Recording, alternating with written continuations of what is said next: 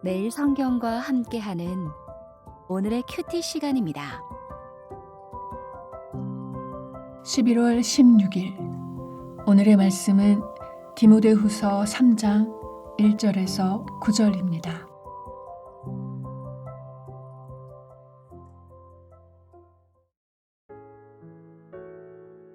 너는 이것을 알라. 말세에 고통하는 때가 이르러 사람들이 자기를 사랑하며 돈을 사랑하며 자랑하며 교만하며 비방하며 부모를 거역하며 감사하지 아니하며 거룩하지 아니하며 무정하며 원통함을 풀지 아니하며 모함하며 절제하지 못하며 사나우며 선한 것을 좋아하지 아니하며 배신하며 조급하며 자만하며 쾌락을 사랑하기를 하나님 사랑하는 것보다 더하며 경건의 모양은 있으나 경건의 능력은 부인하니 이 같은 자들에게서 내가 돌아서라. 그들 중에 남의 집에 가만히 들어가 어리석은 여자를 유인하는 자들이 있으니 그 여자는 죄를 중히 지고 여러 가지 욕심에 끌린 바 되어 항상 배우나 끝내 진리의 지식에 이를 수 없느니라. 얀네와 얀브레가 모세를 대적한 것 같이 그들도 진리를 대적하니 이 사람들은 그 마음이 부패한 자요 믿음에 관하여는 버림받은 자들이라. 그러나 그들이 더 나아가지 못할 것은 저 두 사람이 된 것과 같이 그들의 어리석음이 드러날 것임이라.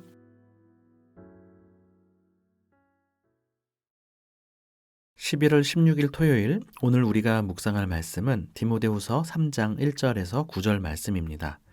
3장 1절에 너는 이것을 알라 라고 하면서 새로운 주제와 관련하여 말씀을 시작합니다. 이 주제는 말세입니다. 바울은 오늘 본문에서 두 가지를 명령하는데요. 1절에 알라, 5절에 돌아서라가 그것입니다.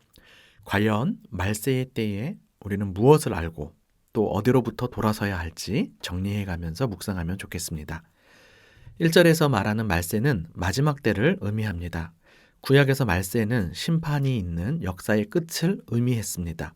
말세에 고통하는 때가 이른다고 하는 이 말이 마치 말세의 징조를 말해주려는 듯 기대하게 만들죠. 그런데 5절에 돌아서라 라고 하는 말씀은 현재형입니다. 미래를 말하는 것인가 현재를 말하는 것인가 헷갈릴 분들도 있을 수 있을 것 같습니다. 많이들 아시는 대로 종말의 때, 즉 말세의 때는 예수님의 부활 이후로부터 재림까지의 기간을 가리킵니다. 다니엘서 12장 2절에 보면 마지막 때에 영생을 얻는 자와 수치를 당할 자가 있을 것이라고 말하고 있기에 예수 그리스도의 부활은 마지막 때가 시작되었음을 알려주는 것입니다. 사도행전에서도 요엘서에서 말세의 때 예언된 성령이 부어진 사실을 말해주는 것도 마찬가지죠. 결론적으로 종말은 예수 그리스도의 오심과 다시 오심 사이의 기간을 가리킨다고 보시면 됩니다. 바울은 이 말세의 때가 고통하는 때라고 알려줍니다. 그때의 모습이 어떠합니까? 2절에 보니 사람들이 자기를 사랑한다고 먼저 표현해 줍니다. 이것이 말세의 핵심적 특징이며 역설적으로 자기를 사랑하는 때가 바로 고통하는 때라고 말해주고 있는 것입니다. 자기를 사랑하는 사람은 돈을 사랑하고 자랑하며 교만하며 비방합니다. 나르시스트의 모습을 떠올리게 하죠. 남의 고통에 둔감하며 자기만 옳고 어떻게든 자기를 높이며 다른 사람을 멸시하는 사람들이 많아진 이때가 바로 고통의 때이지 않습니까? 이들은 부모를 거역하며 감사할 줄 모르며 거룩하지 않고 부정하며 모함하고 절제하지 못하며 사나우며 선한 것을 좋아하지 않으며 배신하며 조급하며 자만하며 하나님보다 쾌락을 더 사랑하는 사람들입니다. 총 17가지의 목록이 나타나는데요. 마지막 목록이 좀 당혹스럽습니다. 경건의 모양은 있으나 경건의 능력은 부인하는 모습을 말해주고 있는데요. 이들은 교회 밖의 사람처럼 보이지 않기 때문입니다. 즉, 앞의 목록들이 교회 안에서도 나타날 수 있는 모습이라는 것이죠. 오히려 경건의 모양이 있기에 실체를 파악하기도 어렵고 본인 스스로도 속을 수 있어서 더 위험한 상황입니다. 생각해보니 얼마든지 그럴 수 있을 것 같습니다. 신앙생활을 열심히 하는 듯 보이지만 여전히 하나님과 이웃보다 자신을 더 사랑하고 돈을 사랑하고 자랑하며 교만하며 혹시 우리의 모습에 걸리는 부분은 없는지 경각심을 갖고 돌아보시기 바랍니다. 그동안 바울은 경건함에서 멀어지게 하는 거짓 교사와 대조하면서 경건의 삶을 강조해 왔는데요. 오늘 말씀을 살펴보니 말세의 때에 경건의 진위는 다름 아니라 사랑으로 분별되는 것 같습니다. 결국 누구를, 무엇을 사랑하느냐에 따라 거룩하고 경건한 자가 되거나 혹은 불의한 자가 될 수 있다는 것입니다. 지독한 자기 사랑에 빠져 있는 세상은 지옥과 다름이 없습니다. 로마서 1장에서의 모습과 비슷한데요. 이미 심판을 당하고 있는 모습입니다. 그러므로 경건의 능력은 자기가 아닌 하나님과 이웃을 사랑하는 것으로 나타납니다. 그리고 이 능력은 복음을 통해서만 나옵니다. 지독한 자기 사랑의 병을 치료하는 근본적인 해결책이 바로 복음이기 때문이죠. 모두가 자기를 사랑하여 고통받는 말세의 때에 경건의 능력이 있는 공동체는 복음이 중심된 사랑의 공동체라는 사실을 알려주고 있는 것입니다. 바울은 이 같은 자들에게서 돌아서라고 합니다. 이들의 모습이 6절 이하에 나타나는데요. 6절에 보면 그들은 남의 집에 도둑처럼 몰래 들어가 어리석은 여자를 유인한다고 말하고 있습니다. 여기서 유인한다는 말은 포로로 사로잡아 간다는 뜻입니다. 마치 전쟁으로 인해 포로로 잡아가듯 한다고 하는 것이죠. 그런데 이 여자는 사실 이미 죄의 포로가 되어 있는 상태였습니다. 여러 가지 욕심에 이끌려 이미 죄에 짓눌려 있는 여자라는 것을 알려줍니다. 이 여자는 항상 배우지만 진리에 도달하지 못합니다. 사로잡아가는 사람도 문제이지만 자기 사랑, 즉 욕심 때문에 항상 배워도 경건의 열매를 맺지 못하는 사람들도 문제라는 것입니다.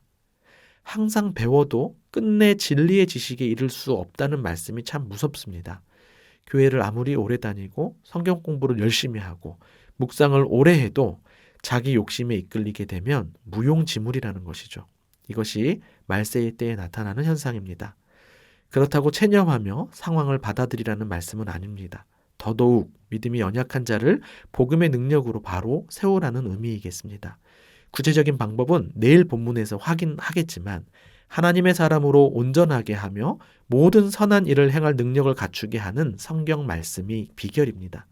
성경 무오만이 아니라 성경의 능력을 믿으십시오.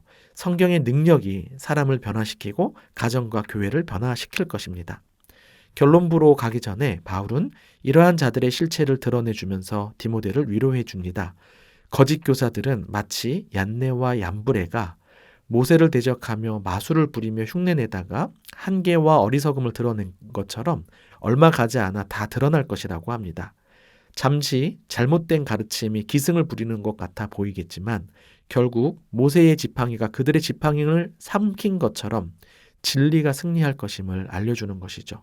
실로 기독교 역사를 돌아볼 때 수많은 이단들이 나타났지만 하나님의 복음의 말씀이 수천 년 동안 훼손되지 않고 지켜졌다는 사실이 이를 증명합니다. 그러니 거짓의 위세가 아무리 커도 주눅들 것 없습니다. 바른 진리, 바른 말씀, 바른 복음을 붙잡고 경건의 능력을 드러내는 우리가 되도록 애써야 할 것입니다. 기도하겠습니다. 나를 나보다 더 사랑하는 하나님 아버지, 오늘도 하나님의 사랑 안에서 살고 사랑하며 살 수 있도록 인도해 주심에 감사드립니다. 자기 사랑이 가득한 말세의 시대가 왜 고통스러운지 충분히 알 것 같습니다. 그런데 우리가 복음을 알고 주님을 믿는다고 하면서도 여전히 사랑의 능력을 잃어버리고 위선적으로 경건의 모양만 내고 있다는 사실이 더 고통스럽습니다. 항상 배우고 있지만 진리의 지식에 이르지 못하는 상태로 그치지 않도록 우리를 긍휼히 여겨 주옵소서. 다시금 당신의 온전한 사랑 가운데 푹 젖어 살 수 있도록, 그리하여 다시금 하나님과 이웃을 사랑하는 삶의 능력을 나타낼 수 있도록 인도하여 주옵소서. 말세의 때에 말씀으로 살아가는 능력을 더해 주옵소서. 예수님 이름으로 기도합니다. 아멘.